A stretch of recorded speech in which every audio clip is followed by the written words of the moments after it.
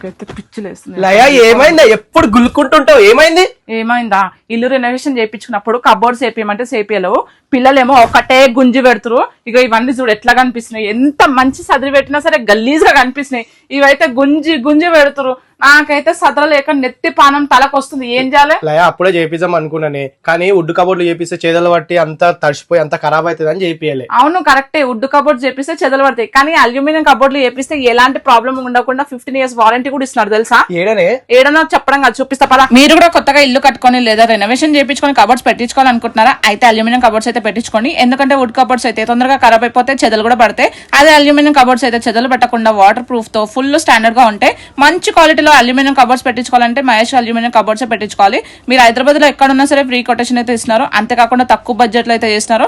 ఎలాంటి ప్రాబ్లం లేకుండా 10 to 15 years warranty కూడా ఇస్తున్నారు. Bedrooms, kitchen, hall, mess door, దేవుడు రూమ్, టీవీ యూనిట్ ఇలా అన్ని కూడా అల్యూమినియం తో అయితే చేస్తున్నారు. ఇవే కలర్స్ కాకుండా ఇంకా చాలా కలర్స్ అయితే అవైలబుల్ గా ఉన్నాయి. మీకు నచ్చిన కలర్ లో కస్టమైజ్ అయితే చేస్తున్నారు. మరి ఇంకెందుకు లేట్, తక్కువ బడ్జెట్ లో మంచి క్వాలిటీలో అల్యూమినియం కబోర్డ్స్ పెట్టించుకోవాలనుకుంటున్నారా? అయితే స్క్రీన్ మీద కనిపిస్తున్న నెంబర్ కి కాంటాక్ట్ అవ్వండి. Thank you so much for watching guys. By.